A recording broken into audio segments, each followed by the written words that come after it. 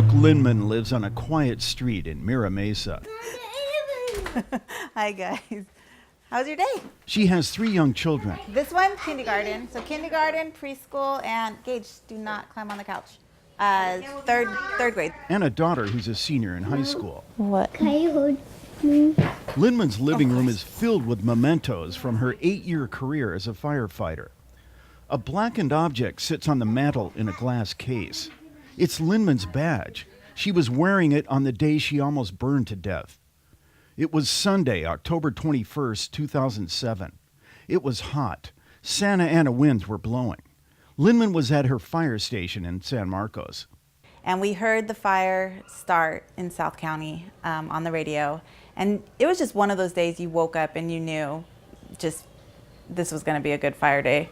Shortly after the fire broke out near the town of Portero, Linman's crew was sent to fight it. They raced along Highway 94, trying to save homes. After an hour or so, they were summoned to a property where the fire had just burned through. Oh, here we go. The property owner, Thomas Vorschach, and his teenage son, Richard, were trying to save their house. That's their property. Linman saw smoke billowing up around them. I remember being surprised because we were in the middle of burn, which for a firefighter, that's the safest place to be. The fire's already gone through. Burn doesn't burn, usually.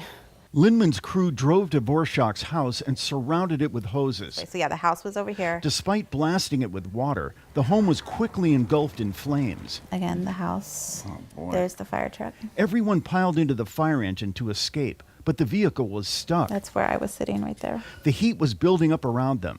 Linman's captain yelled out to put fire shelters in the windows. And then hit us from right here. Linman was reaching for her radio to call for help when the windows exploded. I remember dropping the radio and sinking into my chair and just having that thought that I can't believe I'm going to die in my fire engine right now. Linman felt ready to give in. Suddenly, she remembered her daughter's face.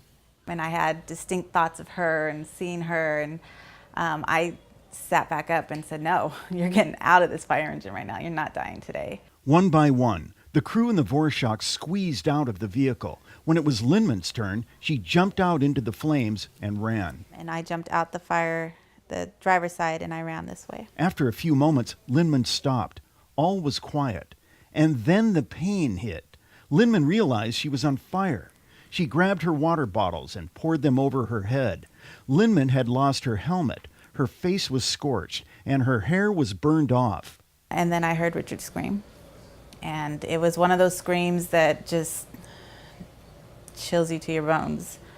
And I turned and I looked, and there he was walking towards me, and he was standing like this, and skin was hanging, and he was full of soot, and he was just in agony. Linman forgot about herself.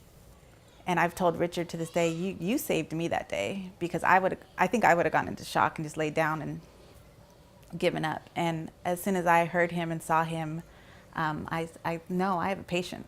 I have a job to do. Linman got out her fire shelter and grabbed the teenager.